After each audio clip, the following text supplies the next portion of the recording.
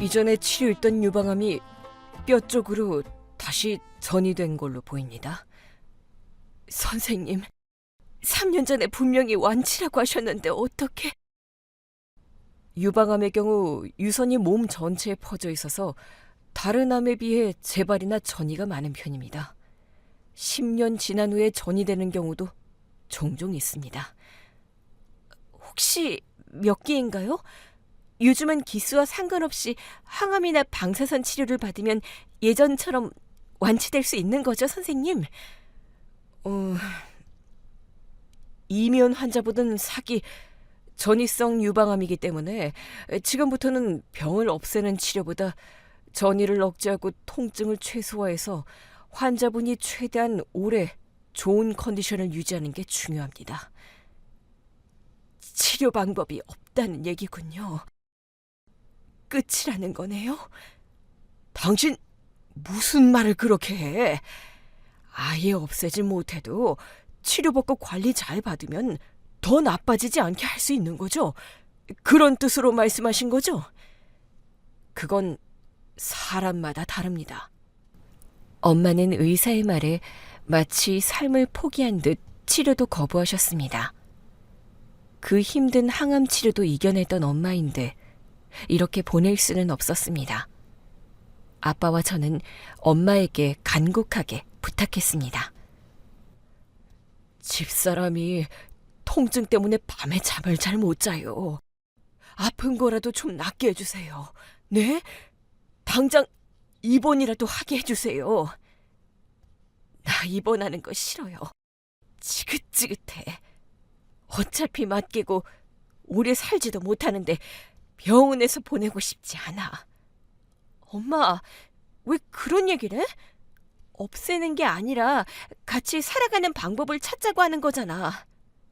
정이야, 엄마 싫어, 정말. 나를 봐서라도, 나 아직 결혼도 안 했고 엄마 없으면 안 돼. 지금은 통증도 심하잖아. 통증 좀 가라앉히고 집에 가자. 입원을 해도 예전처럼 무작정 항암 치료만 우선하진 않을 겁니다. 통증 관리부터 영양, 수면, 정신적 안정이 모두 중요합니다. 그래서 치료 강도보다는 환자분의 몸 상태에 따라 통증을 조절하고 장기적인 관리를 할 수 있게 전담팀이 관리해 드릴 겁니다. 의사는 상담이 끝날 때까지 완치란 이야기를 끝내 하지 않았습니다. 완치는 바라지 말라는 단호한 뜻인 것 같아 너무 야속하고 화도 났지만 엄마를 위해서 저라도 정신을 차려야 했습니다. 완치라는 욕심보다는 엄마가 조금이라도 덜 아파하고 최대한 오래 우리 옆에 있어줄 수 있게 최선을 다하자. 그렇게 다짐했습니다. 지금 제일 무섭고 두려운 사람은 엄마니까요. 다행히 아빠도 저와 같은 생각이었고 말기암 판정과 함께 엄마의 병원 생활은 시작됐습니다. 낮엔 간병인이 간호를 해주셨고 밤이나 주말엔 아빠와 제가 교대로 엄마 옆에 있었습니다. 엄마는 갈수록 쇠약해지고 아이처럼 변했고 저도 사람인지라 조금씩 지치더라고요. 엄마, 내일은 아빠가 병원에 있을 거야. 나 월요일 밤에 올 테니까 선생님들 말 잘 듣고. 알았지? 가지마. 안 가면 안 돼? 왜? 아빠랑 있는 게 더 좋잖아. 인꼬부부가 왜 그래? 나도 하루만 쉬자. 대신 내가 월요일에 엄마 먹고 싶은 거 사올게. 아니야. 다 아니야. 요즘 기운이 없어서 목소리도 작고 발음도 부정확해서 엄마의 말을 알아듣기가 힘든데 그날은 유난히 제 옷자락을 잡고 떨리는 목소리로 같은 얘기를 반복하더군요. 없어져. 밤마다. 아빠 찾을 때 엄마가 없어서 그래? 통화하러 가거나 잠깐 담배 한 대 피우고 싶어서 나갔을 때 찾았나 보다. 아니야. 가고 싶은가 봐. 그쪽으로. 무슨 말을 하는 거야, 엄마. 아빠가 어디를 가고 싶어 한다고 그래? 어차피 껍데기만 있잖아. 이 여사님이 오늘따라 왜 이러실까? 여사님 말이 맞아요. 아저씨가 자꾸 어딜 갔다가 새벽에 오셔. 한두 번이 아니에요. 엄마 옆에서 매일같이 지내는 보호자까지 한마디 거두시니 엄마 말이 아예 틀린 말은 아니구나 싶었습니다. 근데 아빠도 얼마나 힘드시겠어요. 전 그나마 젊어서 괜찮은 거지. 그 연세에 딱딱하고 불편한 병원 침대에서 자고 출근하는 게 쉬운 일은 아니잖아요. 이러다 아빠까지 병날 것 같아. 평일엔 24시간 간병인 쓰고 주말에 우리가 간병하는 건 어때? 병원에서 출근하기 많이 힘들지. 아니야. 나보다 아빠가 더 걱정돼서 그러지. 입원하기 싫어했는데 우리까지 안 오면 엄마가 얼마나 외롭겠어. 아픈 엄마가 제일 힘들지. 아빤 괜찮아. 아빠는 회사에서 이제 짬이 되잖아. 눈치껏 쉬고 하니까 너 힘들면 말해. 알겠지? 몇십 년을 살고도 이렇게 지극정성인 우리 아빠 같은 남자를 만날 수 있을까 싶은데 엄마의 불안해하던 눈빛과 떨리는 목소리가 자꾸 마음에 걸렸습니다. 몸이 천근만근이라 너무 쉬고 싶었지만 엄마의 말을 확인하고 싶어 병실 소동 시간에 맞춰 병원으로 갔습니다. 병실이 보이는 의자에 앉아 한참을 봤는데 불이 꺼진 후 간호사 외엔 병실을 오가는 사람은 없었습니다. 그럼 그렇지. 아빠가 가긴 어딜 간다고. 애꿎은 돈만 날린 것 같아 후회하고 돌아서려는데 엄마 병실 문이 열리는 겁니다. 행여 소리가 날까봐 굉장히 조심스럽게 문을 열고 누군가 나왔는데 아빠였습니다. 잠깐 바람 쐬러 나가는지 겉옷을 챙겨서 나오셨더라고요. 이 시간에 어디 가시는 거야? 엄마 말이 진짜였어? 저도 모르게 아빠 뒤를 쫓아갔습니다. 그런데 아빠는 병원을 나와 택시를 타고 어디론가 가시는 거예요. 아빠를 놓치기 전 뒤따라오는 택시를 바로 잡아타고는 앞에 가는 차를 따라가 달라고 했습니다. 저 앞에 택시에 누가 탔어요? 야밤에 이렇게 외진 산동네에 오는 건 오랜만이네요. 앞에 차가 눈치 못 채게 해주세요. 캄캄한데 저도 처음 가보는 동네라 무섭기도 했습니다. 아빠가 탄 택시는 작은 골목의 오르막길 입구에 멈춰섰고 아빠는 내리자마자 급하게 골목길로 들어가셨습니다. 저도 같은 곳에서 내려 아빠 몰래 따라갔습니다. 우리 아빠 저렇게 걸음이 빨랐나? 여기가 도대체 어디야? 이렇게 높은데 어떻게 살아? 아빠를 따라가려니 숨이 차서 저도 모르게 헉소리가 났습니다. 골목의 막다른 곳에 다다를 무렵 낡고 허름한 빌라가 보였고 아빠는 주변을 한번 살핀 뒤 빌라 안으로 들어갔습니다.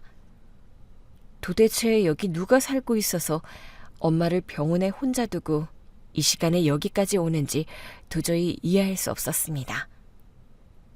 아빠가 한층 한층 걸어 올라갈 때마다 계단에 불이 켜졌습니다.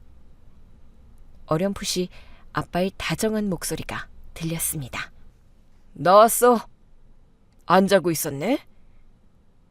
3층? 잘 아는 사람 집인 것 같은데? 내가 모르는 친척 집인가? 그냥 들어가 봐? 아니야. 너무 이상하잖아. 가서 뭐라 그래? 그렇다고 그냥 갈 수도 없고 어떡하지? 아빠 나올 때까지 기다려야 하나? 벌써 12시가 다 됐는데 미치겠네. 계단을 올라갈까 말까 고민하고 있는데 누군가 툭 쳤습니다. 깜짝이야. 누구세요? 그쪽이야말로 누구세요? 네? 아까부터 계속 저희 아빠 뒤를 쫓아가던데 누군데 우리 아빠 뒤를 쫓아다니는 거예요? 혹시 스토커예요? 아빠? 스토커? 진짜 어이없네. 맞잖아요. 내가 저 아래에서부터 봤어요. 계속 아빠 몰래 뒤따라오고 있었잖아요. 지금 누구더러 아빠라고 하는 거예요? 택시에서 내려서 여기까지 걸어 올라온 분이요. 일단 여기서 얘기하면 다 들리니까 스토커로 신고하기 전에 저 아래 편의점 앞에 가서 얘기하죠. 가뜩이나 어두워서 얼굴도 잘 안 보여서 답답한데 누가 누구더러 아빠라고 하는 건지. 차라리 스토커로 당장 신고하라고 소리를 꽥 지르고 싶었지만 주변이 너무 조용해서 일단 그 여자가 원하는 장소로 이동을 했습니다. 사과하세요. 뭘요? 멀쩡한 사람한테 스토커라고 했잖아요. 사과하시라고요. 저기요. 누가 봐도 스토커처럼 하셨잖아요. 저 아래에서부터 우리 아빠 몰래 미행하셨죠? 그리고 저희 집 입구까지 와서 올라가려고 하셨잖아요. 아니에요? 그럼 그 빌라에 사세요? 전 한 번도 본 적 없는데요. 모자로 얼굴도 지금 다 가리셨잖아요. 정상처럼 보이세요? 모자 좀 벗어봐요. 그 낯짝 좀 보게. 뭐라고요? 낯짝? 초면엔 사람한테 너무 막말하는 거 아니에요? 그리고 이 동네는 왜 가로등도 없어? 진짜 거지 같네. 막말은 그쪽도 만만치 않은데 누가 누굴 보고 뭐라 그러는 거예요? 당신 누구예요? 누구냐고! 내 이름은 알 거 없고. 그래요. 내가 쫓아간 거 맞아요. 근데 당신 아버지가 아니라 우리 아빠예요. 뭘 제대로 알고나 말해요. 진짜 답답해. 순간 너무 열이 받아 편의점에 다다랐을 때 모자를 확 벗어 던져버렸습니다. 그때야 어두컴컴하던 시야가 밝아졌고 스토커로 신고하겠다는 여자의 얼굴도 정확히 눈에 들어왔습니다. 그런데 저도 그 여자도 서로의 얼굴을 확인한 후 몇 초 동안 아무 말도 하지 못하고 그대로 멈춰 있었습니다. 당신 누구야? 뭐야, 이거 실화야? 며칠 잠을 못 자서 머리가 잘못된 거겠지? 말이 안 되잖아, 이건. 밝은 불빛 덕분에 그 여자의 얼굴이 눈에 확 들어왔습니다. 그런데 서로의 얼굴을 확인하고 아무 말도 할 수 없었습니다. 정말 너무 말도 안 되고 드라마에서나 볼 법한 일이 일어났더라고요. 헛것이 보이나? 나랑 똑같잖아. 말도 안 돼. 이게 실화야? 왜 나랑 똑같이 생긴 사람이...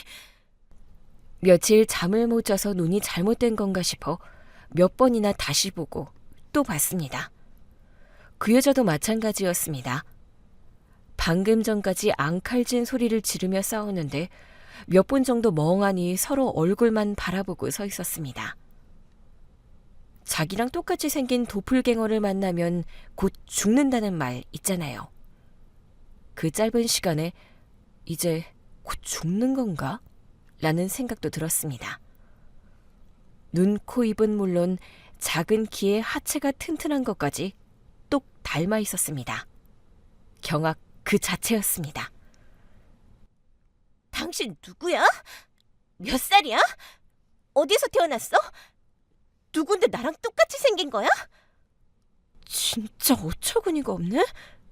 지금 내 눈에만 그렇게 보이는 게 아니란 거죠? 당신도 똑같이 보고 있는 게 맞죠? 우리 아빠더러 당신 아빠라고 했지? 그럼 설마... 일단 나중에 다시 연락해요. 아무것도 생각이 안 나고 그 자리에서 벗어나고 싶었습니다. 아빠가 왜 거기에 갔는지는 이미 중요하지 않았습니다. 나랑 똑같이 생긴 사람이 있다는 것 그 자체가 혼란스러웠기 때문에 1초도 그 자리에 있고 싶지 않았습니다.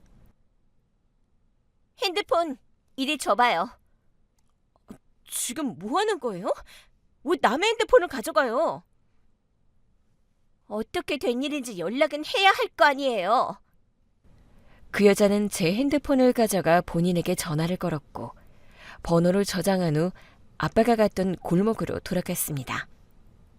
너무 기막힌 일을 겪고 나니 망치로 뒤통수를 한 대 얻어맞은 느낌이었습니다.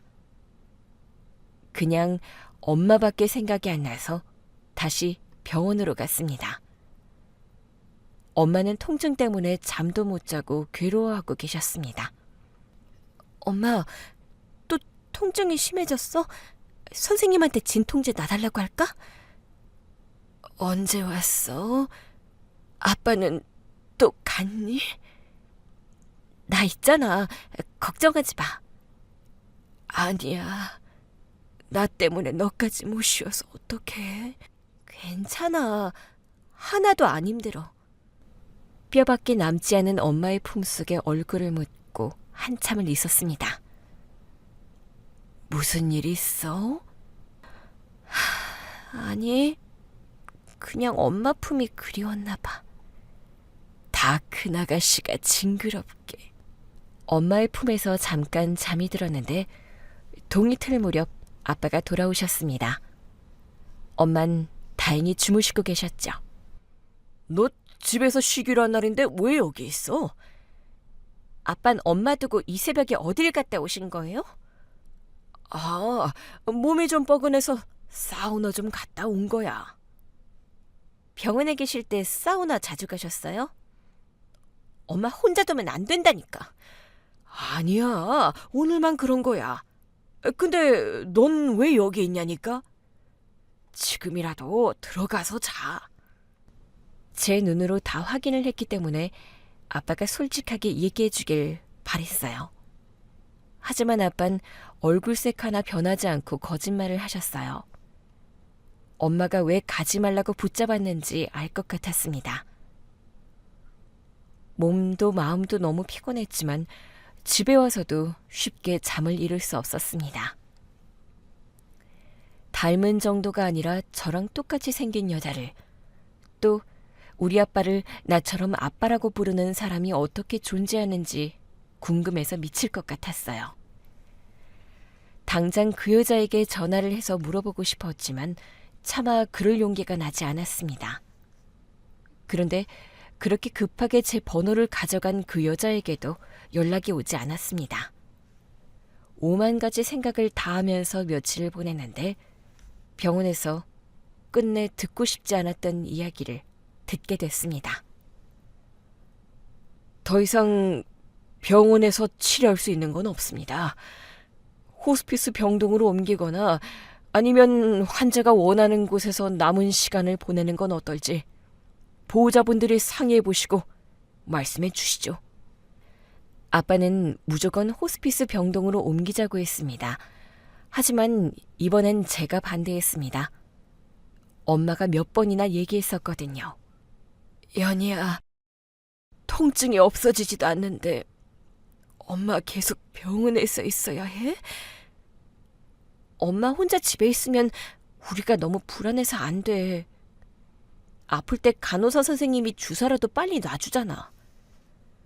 주사 맞는다고 아픈 게 다 없어지나 뭐. 엄마, 집에 가고 싶어. 차라리 집에 가면 마음이 편해서 몇 분이라도 더 잘 수 있을 것 같아. 앞으로 얼마나 더 살 수 있을지도 모르는데 엄마가 그렇게 원하는 집에서 마지막 시간을 보내는 게 차라리 나을 것 같았습니다. 엄마, 이제 집에 가자. 집에 가도 된대? 엄마 집에 가는 게 소원이라며. 엄마 소원 하나 못 들어주겠어? 이제 가망이 없대. 아니야. 나 휴직했어. 엄마랑 시간 보내려고. 안 그래도 돼. 엄마 약도 잘 챙겨 먹고 얌전히 잘 있을 테니까 휴직하지 마. 그러다 잘리면 어쩌려고 그래. 나 같은 유능한 직원은 어떻게 자르냐? 별 걱정을 다 해. 엄마는 자신의 상태를 어느 정도 짐작하신 것 같았지만 저도 아빠도 내색하지 않았습니다. 엄마가 집으로 돌아온 며칠은 다른 건 생각조차 못할 만큼 너무 바빴습니다. 엄마 식사 챙기랴, 약 챙기랴, 통증이 올 때마다 마사지 해주랴, 틈이 나질 않았거든요. 연희야, 저기 서랍장에 있는 앨범 좀 꺼내볼래? 앨범은 왜? 갑자기 우리 딸 어릴 때 사진이 궁금하네. 뜬금없이 옛날 사진을 보고 싶다는 엄마의 말에 먼지 가득한 서랍 속에서 앨범을 꺼내는데 앨범 뒤에서 뭔가 툭 하고 떨어지는 겁니다. 그것까지 챙겨 엄마 옆으로 갔죠. 아휴, 이렇게 작았었는데 아직도 기억난다. 우리 연이 처음 걸었던 날, 엄마라고 부르던 날, 사진 보니까 다 기억난다. 진짜? 100일 사진, 돌사진 이런 건 다 있는데 태어났을 땐 사진 안 찍었어? 발사진 같은 거 남기지 않나? 없나? 왜 없지? 아, 예정일보다 한참 일찍 태어나서 그랬나? 얼마나 일찍 태어났는데? 너무 오래돼서 기억이 가물가물하네. 3주 전인가? 엄마, 산모 수첩은 없어? 아, 산모 수첩. 그거 잃어버린 것 같아. 엄마는 사진을 보면서 추억에 빠져 있었고 그때 손에 쥐고 있던 영수증에서 떨어진 종이를 펴봤습니다. 빛이 발에 잉크도 흐릿해져 있는 병원 영수증과 제 출생 증명서였습니다. 엄마, 산부인과 정산 자료까지 다 가지고 있었어? 대단하다, 엄마. 뭐? 어디 정산 자료? 이거 봐. 1979년이라고 적혀 있는 거 보니까 나 낳고 태어날 때 정산한 영수증 아니야? 아니야. 네가 잘못 본 거야. 이런 거 찢어버려. 갑자기 당황하며 종이를 찢어서 바닥에 던지는 엄마를 보니 황당했습니다. 사실 전 울컥했거든요. 영수증까지 버리지 않고 간직할 만큼 엄마한텐 소중했구나 싶어서요. 둘이 뭐하고 있어? 웬 앨범을 보고 있어? 나 방으로 좀 데려가줘요. 빨리. 알겠어. 근데 나 손 좀 씻고 해줄게. 나 눕고 싶다니까. 빨리. 아니, 당신한테 안 좋을까 봐 그렇지. 알겠어. 들어가자. 나한테 기대. 엄마는 아빠의 부축을 받으면서 방으로 들어갔습니다. 덩그러니 놓인 앨범과 찢긴 종이. 저게 뭐라고 찢어버리는지 찢어진 종이를 얼추 맞춰봤는데요. 이상한 걸 발견했습니다. 앞부분이 찢겨 있었지만 산모 이름이 엄마가 아니었습니다. 윤희? 윤희가 누구지? 진짜 남의 거였어? 제 출생연도와 출생일이 적혀 있었는데 산모는 엄마가 아닌 다른 사람이라니. 어안이 벙벙했습니다. 제가 외동딸이라 그런지 엄마가 저에 관한 사진부터 이름표나 성적표 등 수집충이라는 얘기를 들을 만큼 병적으로 저에 관한 모든 걸 수집하고 모으셨거든요. 잠깐만, 앨범... 태어난 날 사진은 진짜 없네. 그러고 보니 엄마 임신 때 찍은 사진도 없잖아. 정작 엄마의 만삭 사진도 한 장 없고 10달 동안 초음파 사진도 안 찍었는지 초음파 사진도 없었습니다. 미로에 빠진 것 같아 짜증이 나는 순간 전화가 왔습니다. 2주 전 빌라 앞에서 만났던 사람인데요. 우리 좀 만나요. 갑자기 왜요? 확인할 게 좀 있어서요. 언제 시간 되세요? 엄마가 좀 아프셔서 상황을 봐야 해요. 우리 엄마도 아프고 나도 한가한 사람 아니거든요? 여전히 짜증 섞인 말투로 막무가내 얘기를 하는데 어이가 없었습니다. 혹시 엄마 성함이 어떻게 되세요? 우리 엄마 이름은 왜요? 뒷조사라도 하려고요? 저도 왜 그 질문을 했는지 모르겠어요. 그냥 저도 모르게 툭 하고 나와버렸습니다. 처음부터 예의 없이 말하는 사람에게 저 역시 친절할 필요가 없었습니다. 내가 당신 엄마 뒷조사할 만큼 한가한 줄 알아요? 성함이 뭐냐고 묻잖아요. 장윤희. 됐어요? 내일 모레 지난번 봤던 편의점 앞에서 봐요. 지 멋대로야. 진짜 짜증나. 너 누구랑 통화를 하는데 그렇게 전화를 받아? 이상한 사람 있어요. 그래도 그렇게 전화를 받으면 어떡해. 아빠, 저 머리가 너무 아픈데 오늘은 그만해주면 안 돼요? 아휴, 우리 집 여자들 오늘 다 왜 이러니? 어쩜 이 모든 건 아빠가 제일 잘할 텐데 왜 아빠한테 전 물어보지 못하는 걸까요? 그 여자와 그 여자 엄마가 도대체 우리와 어떻게 얽혀 있는 건지 제 상식으론 도저히 이해가 되지 않았습니다. 병원 이름이 뭐였지? 한경 여성병원? 여기 아직도 한다고 들었는데 일단 병원부터 가보자. 가서 확인해보면 돼. 김민희, 침착해. 다음날 저는 아빠에게 엄마를 부탁하고 병원으로 갔습니다. 혹시 몰라 출신 기록 사본 가족관계 증명서도 가지고 갔습니다. 예전 기록을 좀 확인하려고 하는데 가능할까요? 몇 년도 기록을 확인하시려고요? 1979년이요. 제가 이 병원에서 태어났는데 확인할 게 있어서요. 혹시 몰라서 여기 예전에 보관하고 있었던 자료예요. 원래 의무 보존 기록이 5년이라 확인이 힘든데 다행히 저희가 모든 기록을 전산하는 작업을 했거든요. 근데 너무 오래전이라 간단한 확인 기록만 가능할 것 같습니다. 신분증이랑 가족관계 증명서 주세요. 기다리는 그 몇 분이 몇십 년처럼 느껴졌습니다. 심장이 너무 뛰어서 제 귀에 들릴 만큼 떨렸던 것 같아요. 여기 있습니다. 지금은 분만 기록부터 신생아 기록 경과, 출생 증명서까지 다 있지만 79년도 출생 기록은 종이 서류였기 때문에 전산화 작업을 하면서 간단하게만 정리가 되어 있어요. 여기 보호자 이름, 산모 이름, 아기 이름 적혀 있고요. 당시에 분만 특이사항도 적혀 있으니까 확인해 보시면 됩니다. 네, 근데 산모 이름이 장윤희인 거죠? 최민이 아니고요. 네, 산모 이름이나 보호자 이름이 잘못 적히는 경우는 없습니다. 보호자 이정준, 산모 장윤희.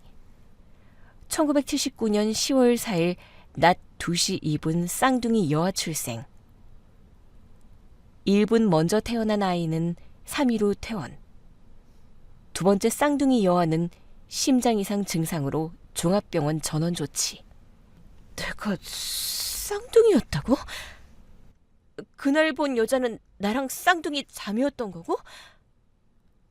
엄마가 만삭 사진이 없는 것도 산모 수첩을 잃어버린 것도 다 거짓말이었던 거네?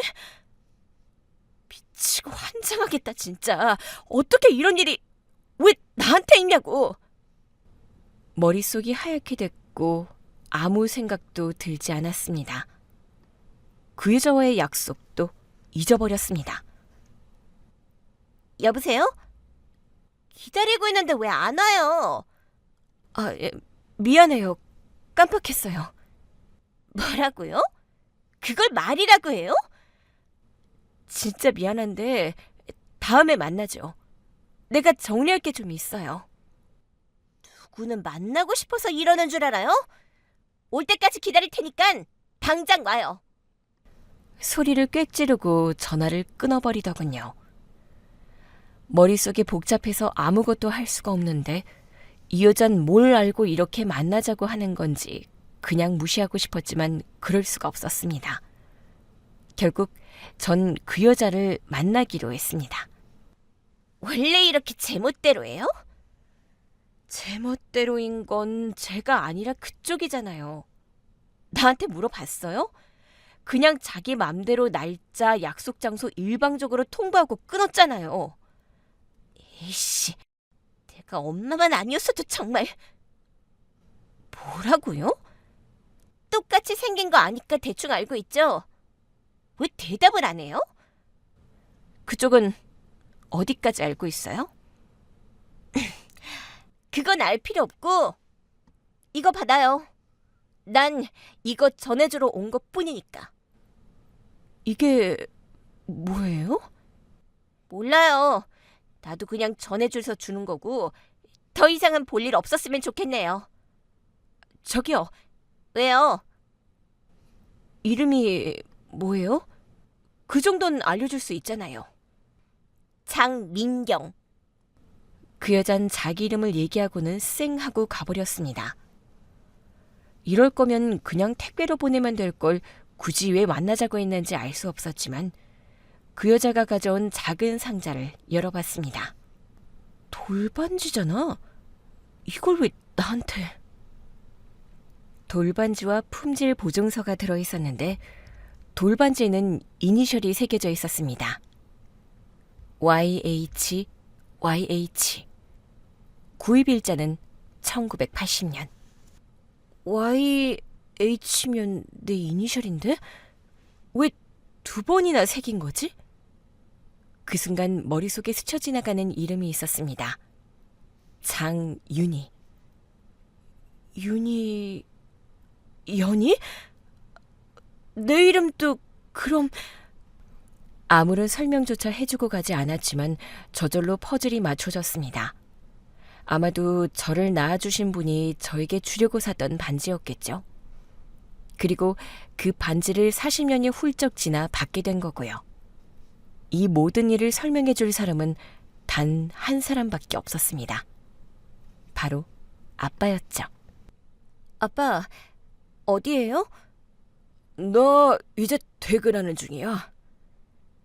이따 엄마 주무시고 나면 저랑 얘기 좀 해요. 밖에서요. 무슨 얘긴데 엄마 혼자 두고 나와서 얘기하자고? 네, 집에서 봬요. 엄마가 이 사실을 다 알고 있는지 알 수는 없었지만 차마 엄마에겐 물어볼 수 없었습니다. 엄마의 몸 상태도 걱정이었지만 분명 엄마에게도 아픈 기억일 것 같았거든요. 요즘 무슨 일 있어? 우리 딸 볼 날도 얼마 안 남았는데 얼굴 보기가 왜 그렇게 힘들어? 그런 말 하지 말랬지, 엄마. 연희야, 엄마 다 알아. 너도 이젠 받아들여. 뭘 받아들이라는 거야? 그런 나약한 소리 하지 마. 살려고 하면 어떻게든 살아. 처음엔 엄마도 왜 이런 몹쓸병에 걸렸는지 억울했는데 아무래도 엄마가 벌 받은 것 같아. 엄마가 왜 벌을 받아? 엄마 때문에 마음 아팠던 사람들이 많았을 거야. 사실 엄마가 아빠도 많이 미워했거든. 평생. 안 됐지. 그 사람도. 부부싸움 한 번 안 했으면서 내가 왜 결혼을 안 한 줄 알아? 엄마 아빠처럼 살 자신이 없어서 안 했어. 그거 하나는 고맙더라. 남들 앞에서 한 번도 티 안 내고 살아준 거. 요즘 말로 이런 걸 쇼윈도라고 하나? 아무것도 모르고 있었다면 엄마 말을 이해하지 못했을 텐데 이젠 엄마가 왜 이런 이야기를 하는지 알 것 같아 너무 슬펐고 여자로서 안쓰러웠습니다. 쇼윈도 부부 그거 아무나 못하는 거야. 마음이 있으니까 다 하는 거지. 그렇게라도 좀 살아봤으면 좋겠다. 늦었다고 생각하지 말고 지금이라도 너 좋다는 남자 있으면 꼭 결혼해. 너는 사랑 많이 받고 그렇게 살아. 엄마 소원은 그거 하나뿐이야. 우리 딸 시집 가는 걸 봐야 했는데. 엄마 소원이라니까 내가 노력해볼게. 그러니까 더 살아야 해. 엄마가 우리 딸한테 많이 미안하고 고마워. 진짜 엄만 우리 딸 덕분에 살았어. 이제 그만. 엄마 말하는 것도 힘들잖아, 지금. 더하다간 우리 심파극 찍겠어, 엄마. 그래. 오늘은 여기까지만 하자. 눈물이 그렁그렁 맺혀 힘들게 말하는 엄마의 고백. 차마 진실을 다 얘기하지 못하는 그 마음을 이해하기 때문에 너무 마음이 아팠습니다. 엄마 저녁 약까지 챙겨드리고 잠자리에 드신 걸 보고 전 아빠를 기다렸습니다. 무슨 얘긴데 밖에서 보지? 이 반지 아시죠? 이게 왜 너한테? 넌 누구 만났어? 언제? 무슨 얘기를 들었어? 아빠가 병원에서 나와 어떤 집으로 찾아가는 걸 보게 됐어요. 그때 아빠라고 부르는 저랑 똑같이 생긴 여자를 만나게 됐고요.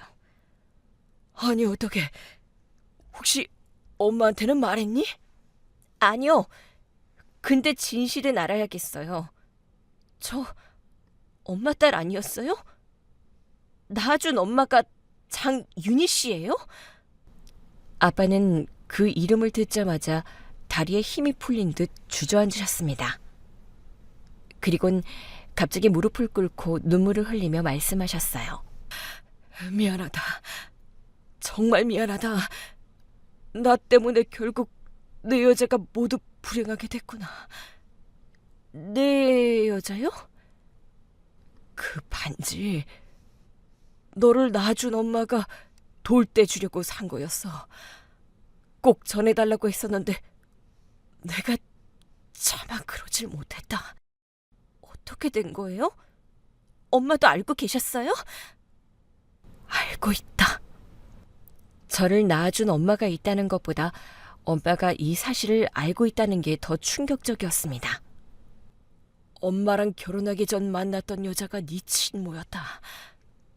결혼을 하고 싶었지만 부모가 없다는 이유로 할머니, 할아버지 반대가 너무 심했었다. 단식까지 하시면서 반대를 하셨고 싫다는데도 맞선까지 주선하면서 결혼을 추진하셨지. 그럼 그때 어떻게든 설득을 하셨어야죠. 아무리 설득을 해도 듣질 않으셨어. 단식을 너무 오래 해서 병원에 입원까지 하셨는데도 식사를 거부하셨어. 그러다간 정말 돌아가실 것 같아서 결국 포기를 했다. 네 친모와 헤어지고 엄마랑 결혼을 했었다. 그런데 결혼 후 알게 됐어. 내 아이를 갖게 됐다는 걸. 이러지도 저러지도 못하는데 산부인과에서 연락이 왔어. 유산 위기가 있었는데 보호자가 필요하다고. 그런데 그 연락을 네 엄마가 우연히 받게 되면서 모든 게 다 이렇게 됐어. 일은 다 아빠가 버려놓고 이게 다 엄마 책임이라는 거요? 어쩜 그렇게 무치게 마실 수가 있어요? 그런 뜻이 아니야. 이 모든 사실을 알고 엄마가 그러더구나. 결혼 중에 그런 거라면 용서가 안 되겠지만 결혼 전 상처가 있다는 건 알고 있었고 이 일도 결혼 전에 생겨버린 거잖아요. 아이는 내가 데려와 키울 테니 그 여자와는 더 만나지 말아요. 무슨 소리야? 이제 결혼한 지 6개월도 안 된 사람이 남의 애를 키우겠다니. 그건 당신한테도 그 사람한테도 못할 짓이야. 내가 하겠다고요. 그러니까 다시는 그 여자 만나지 말아요. 아이가 있으면 아이를 핑계 삼아 또 연락이 올 거예요. 그럼 평생 끊어내지 못한다고요. 엄마는 맞선으로 만난 아빠에게 첫눈에 반했고 자신의 남편을 포기할 수 없었던 겁니다. 그래서 과거에 만났던 여자가 낳은 아이까지 자신이 키우겠다고 요구했다고 합니다. 아빤 아이까지 데려오는 건 차마 할 수 없어서 절대로 그 여자를 만나지 않겠다고 각서까지 썼다고 합니다. 그런데 예정일보다 먼저 쌍둥이가 태어났고 늦게 태어난 아이가 심장 이상으로 종합병원으로 옮겨야 할 상황이 되면서 다시 병원에서 연락이 온 거죠. 결국 자신이 한 엄마와의 약속을 져버린 겁니다. 산모와 쌍둥이 중 한 아이의 상태가 좋지 않습니다. 아무래도 종합병원으로 옮겨야 할 것 같습니다. 산모도요? 임신 중독증으로 신장이 많이 망가졌어요. 산모도 검사를 받아보시는 걸 추천합니다.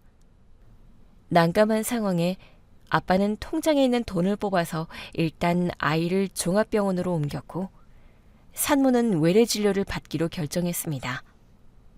그런데 큰돈이 한꺼번에 인출된 걸 보고 엄마는 아이가 태어났다는 걸 직감했다고 합니다. 처음 찾아갔던 병원으로 가 아이의 출생을 확인했고 아빠의 주민등록증을 가지고 가서 상의도 없이 아이를 데리고 온 겁니다. 당신 미쳤어? 이건 범죄야.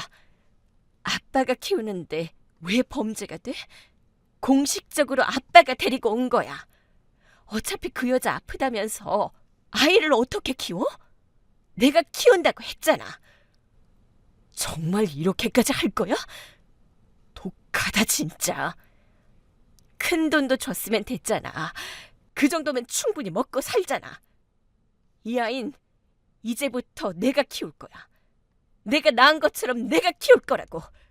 제발 돌려줘. 아빠는 어떻게든 아이를 돌려주려고 했지만 엄마 역시 끝까지 포기하지 않으셨다고 합니다. 그럼 엄마는 쌍둥이인지 모르셨던 거예요? 이미 그때 둘째는 병원으로 옮긴 후여서 몰랐어. 어쩜 그래서 다행이었는지도 몰라. 현실적으로 신장 치료를 받으면서 아이 둘을 키울 수 있는 상황이 아니었어. 그래서 설득했지. 현실적으로 아이 둘을 키우는 건 힘드니 치료를 받으면서 둘째 아이를 잘 키워달라고. 그럼 그렇게 끝내셨어야죠. 지금까지 두 집 살림을 하셨던 거예요? 처음엔 엄마 말대로 연락도 하지 않았어. 그런데 네가 돌이 될 무렵 연락이 왔더구나. 제대로 얼굴도 보지 못한 큰딸 돌반지라도 주고 싶다고. 그런데 그걸 내가 거절했어. 엄마가 그 이후 너무 예민했기 때문에 더 부딪히고 싶지 않았어. 그런데 여전히 힘들게 살고 있다. 아이는 다행히 건강해졌지만 그 사람은 일주일에 3번씩 투석을 받으면서 아이를 키우고 있었어. 형편이 좋을 리 없었고 내 도리는 다 하고 싶었어. 결국 그동안 제가 봤던 엄마 아빠의 모습은 다 가짜였네요. 사랑하지도 않으면서 사랑하는 척했고 세상 행복한 부부인 척 그렇게 평생을 사셨던 거예요? 정말 대단하세요, 두 분. 그게 엄마가 아빠한테 복수하는 방법이었어. 여자로서의 내 인생은 끝났어요. 이제 대신 연희 엄마로서만 살 테니까 연희 앞에선 어떤 티도 내지 말아요. 앞으로 평생 죽을 때까지. 그게 당신한테 주는 벌이야. 그 약속은 지키고 싶었다. 엄만 여자로서의 인생을 포기하고 자기가 낳지도 않은 아이를 위해 평생을 사셨던 겁니다. 남편의 사랑도 원하지 않았고 진짜 자신의 아이를 낳을 생각조차 포기하고 그냥 제 엄마로서 살았던 겁니다. 그제야 엄마의 그 말을 온전히 이해할 수 있었습니다. 엄마가 벌 받은 거야. 엄마 때문에 마음 아팠던 사람들이 많았을 거야. 엄마가 너무 불쌍했습니다. 한창 좋을 신혼 6개월 때 남편과 다른 여자 사이에서 태어난 아이를 자신의 아이로 키웠다는 게.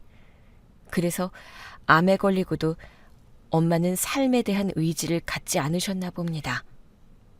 모든 걸 다 자신의 업보라고 여기면서. 엄마한테는 제가 알게 된 거 말하지 마세요. 제가 안다고 하면 절망하실 거예요. 미안하다 정말. 엄마한테도 너한테도. 그런데 엄마는 제가 알게 된 걸 아셨던 걸까요? 그날부터 급격히 상태가 나빠지셨고 일주일도 되지 않아 엄마는 세상을 떠나셨습니다. 엄마, 내 엄마 해줘서 너무 고마웠어. 다음 생에도 내 엄마 해줘야 해? 고맙다, 우리 딸.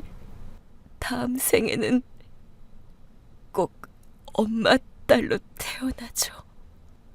엄마의 마지막 그 한마디를 전 잊을 수 없었습니다. 엄마는 어쩌면 저에게 마지막 고백을 했는지도 모릅니다. 엄마가 돌아가시고도 한참 동안 마음을 추스르지 못해 유품 정리도 늦게 했는데요. 우연히 엄마가 그동안 쓰셨던 일기를 봤습니다. 10권이 넘는 일기장 속엔 제 얘기가 가득했습니다. 누가 딸바보 아니랄까봐. 뭘 이렇게 다 적어둔 거야. 사모수첩 못 썼던 한을 이렇게 푼 거야? 엄마? 엄마는 저를 데려와 키운 날부터 대학을 졸업할 때까지의 시시콜콜한 이야기들을 일기장 속에 다 적어두셨습니다.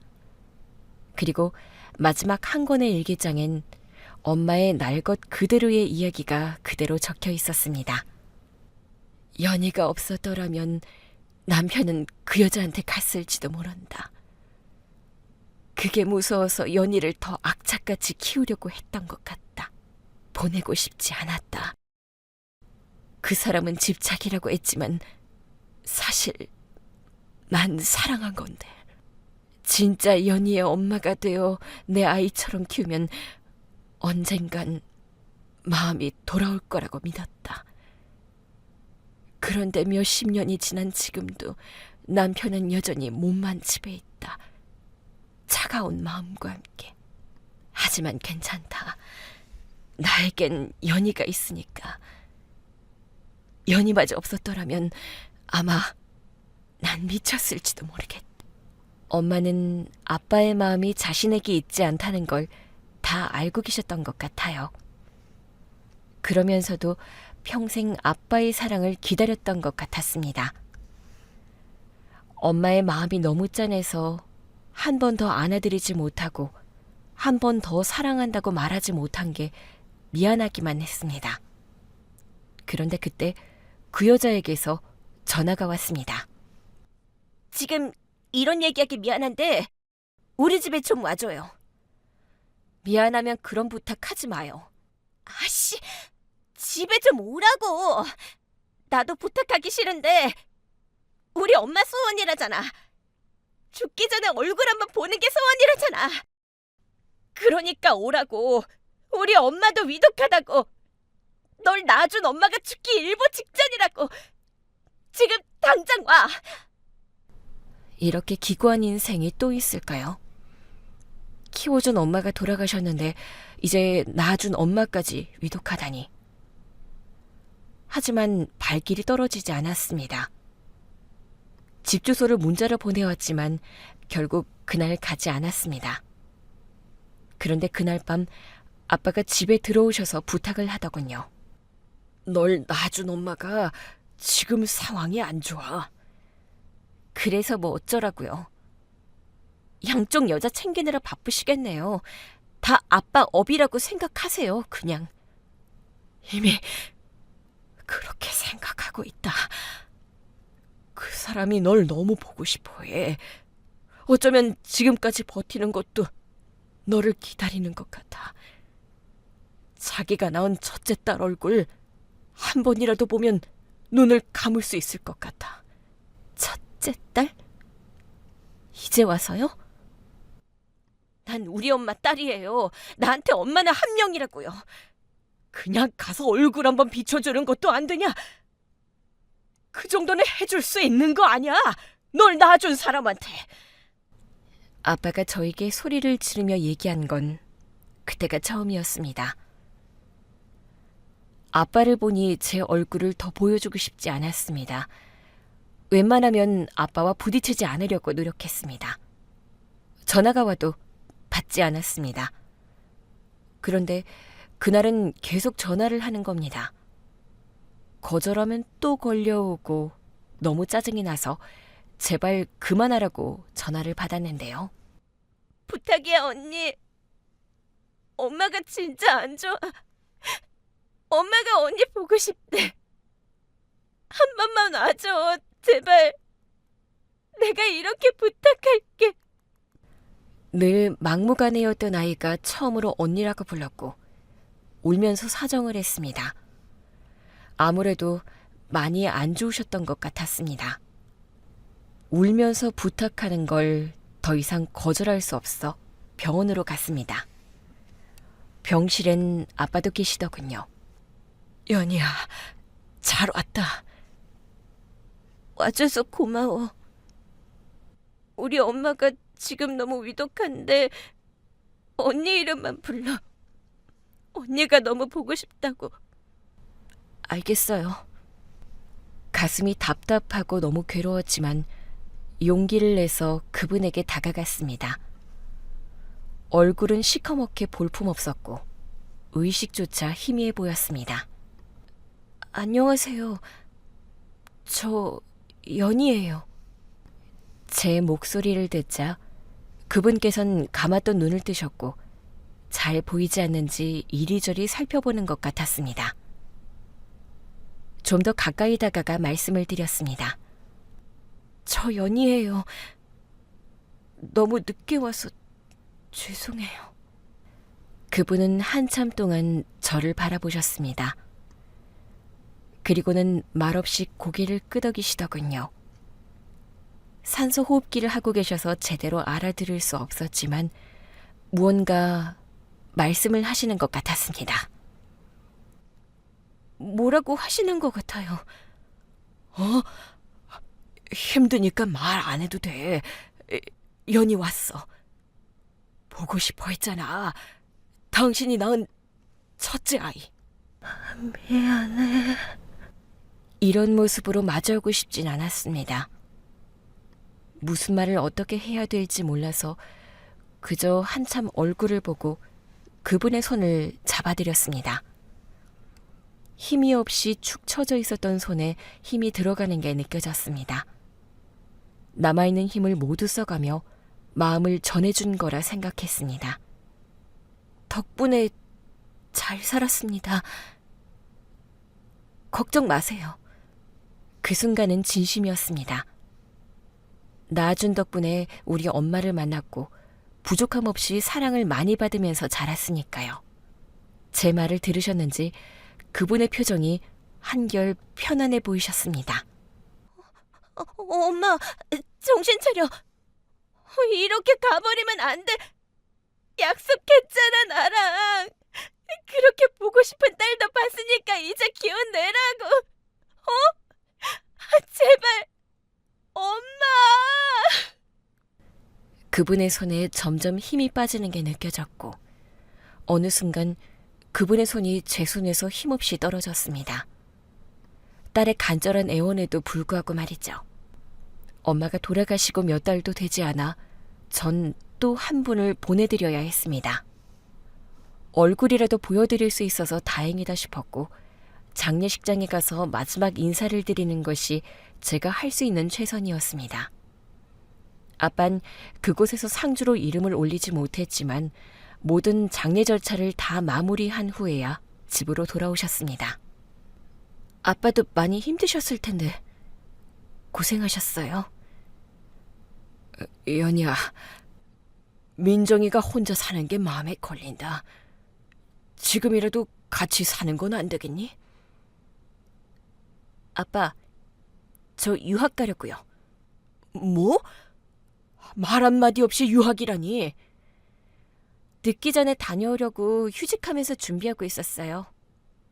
일주일 뒤에 떠나요. 아빠도 혼자 지내기 힘드실 테니까 민정이 집으로 들어오라고 해요. 넌 언제 돌아오는데? 잘 모르겠어요. 그래도 엄마 기일에도 올 거고 공부 끝나면 올게요. 그냥 안 가면 안 되니? 아빠랑 사는 게 싫어서 그래? 아니에요. 그런 거 아빠도 좀 편하게 지내세요. 충분히 힘드셨잖아요. 다 내가 못나서 그렇다. 아마 민정이 쉽게 말 안 들을 거예요. 제가 만나서 얘기해 볼게요. 고맙다. 진짜. 아빠를 혼자 두고 가는 게 마음에 걸렸는데 오히려 잘된 일일지도 모르겠어요. 그 아이에게 전화를 했습니다. 잘 지내고 있어요? 어떻게 지내요? 죽지 못해 삽니다. 왜요? 여전하네. 얘기 좀 해요. 언제 시간 돼요? 나 시간 없으니까 내가 일하는 대로 오면 보던가. 한결같은 모습에 마음이 좀 놓였습니다. 나 유학 가요. 뭐요? 팔자 좋네. 미안한데 부탁 하나만 해도 돼요? 뭔데요?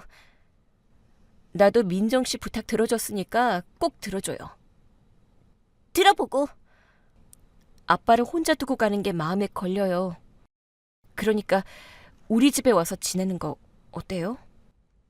우리 집 놔두고 내가 왜 거기 가서 살아요? 싫어요. 민정 씨 때문이 아니라 아빠가 걱정돼서 그래요. 한꺼번에 두 사람을 잃었잖아요. 우리야 어떻게든 사는데 아빠는 얼마나 충격이 크시겠어요? 지금도 죄책감이 힘드실 거예요. 그러니까 식사하는 것만이라도 챙겨줘요. 나 없는 동안. 언제 올 건데요? 평생 책임지려고 안 할 테니까 걱정 말아요. 생각 좀 해볼게요. 나 일주일 뒤에 가요. 그러니까 그 전까지 결정해서 연락 줘요. 고마워요. 그때 엄마한테 와줘서. 당연한 걸 했을 뿐이에요. 잘난 척은. 우리는 우리답게 헤어졌습니다. 아빠는 민정이가 오지 않을 거라며 기대하진 않았지만 떠나기 이틀 전 문자가 왔더군요.